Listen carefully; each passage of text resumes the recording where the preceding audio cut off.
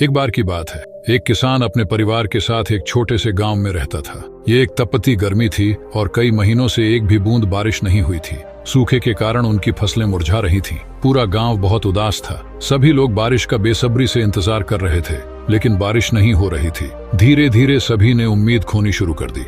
एक दिन सभी गांव वाले तय करते हैं कि वे एक निश्चित समय पर अपने अपने घरों में एक साथ प्रार्थना करेंगे। तय समय पर किसान, उसकी पत्नी और उनकी 6 साल की बेटी प्रार्थना करने के लिए इकट्ठा हुए। किसान हाथ जोड़कर बैठा था। उसके बगल में उसकी पत्नी और बेटी थीं। अपनी आवाज में छुपाते हुए अपने आंसुओं को किसान ने प्रार्थना की, हे भगवान, मैंने सुना है कि आप अपने बच्चों की प्रार्थनाएं सुनते हैं। हमारी फसलें मर रही हैं, कृपया जल्द ही बारिश भेजें ताकि हम जीवित रह सकें। हर परिवार के सदस्य ने अपनी तरह से प्रार्थना की। छोटी लड़की ने भी भगवान से प्रार्थना की, हे भगवान, मेरे पिता बहुत दुखी हैं, आप सब कुछ कर सकते हैं, कृपया हमारे गांव में बारिश करवा दें। कुछ समय बाद जब प्रार्थना समाप्त हो गई तो किसान अपने खेतों के लिए निकलने लगा। उसे जाते देख लड़की ने पूछा, आप कहाँ जा रहे हैं पिता? किसान ने उत्तर दिया, मैं खेत में काम करने जा रहा हूँ। लड़की तेजी से अपने पिता की ओर दौड़ी और बोली, रुको, मैं भी आपके साथ चलूंगी। वह अंदर गई और एक छाता लेकर लौट आई। छाता देखते ही पिता ने पूछा, तुमने छाता क्यों लाया?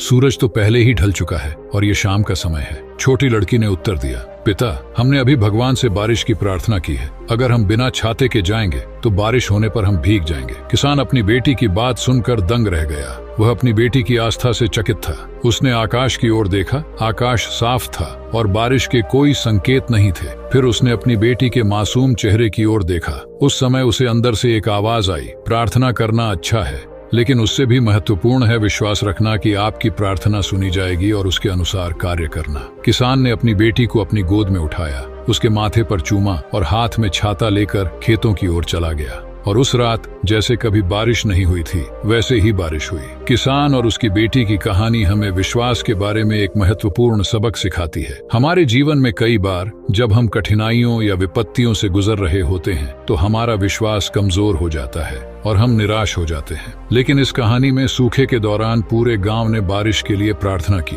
लेकिन उनके दिलों में संदेह भरा हुआ था। छोटी लड़की हालांकि छाता लेकर आई, यह दिखाते हुए कि उसे पक्का विश्वास था कि बारिश होगी। विश्वास हमारे जीवन में बहुत महत्वपूर्ण है। यह हमारे सपनों और लक्ष्यों की नींव बनाता है। जब हम किसी भी कार्य को खुद पर विश्वास के साथ शुरू करते हैं तो सकारात्मक परिणाम अवश्य आते हैं। बिना विश्वास के हमारे प्रयास असफल हो सकते हैं और हम जल्दी हार मान सकते हैं। लेकिन जब हम वास्तव में किसी चीज पर विश्वास करते हैं तो हम ऐसे तरीके से कार्य करते हैं जिससे वह सच हो जाती है। विश्वास हमारे कार्यों को प्रेरित करता है और हमारे कार्य परिणामों को लाते हैं। अगर हम अपने लक्ष्यों के प्रति संदेह के साथ आगे बढ़ते हैं तो हम आवश्यक प्रयास नहीं कर पाते या रुकावटों के सामने हार मान लेते हैं। लेकिन आत्मविश्वास और आस्था के साथ हम अधिक लचीले और दृढ़ हो जाते हैं, जिससे हमारी सफलता की संभावनाएं बढ़ जाती हैं। हमारे जीवन में विश्वास हर पहलू में महत्वपूर्ण है। जब हम बीमार होते हैं और दवा लेते हैं तो केवल दवा ही नहीं बल्कि हमारा विश्वास भी हमें ठीक करता है कि दवा हमें बेहतर बनाएगी।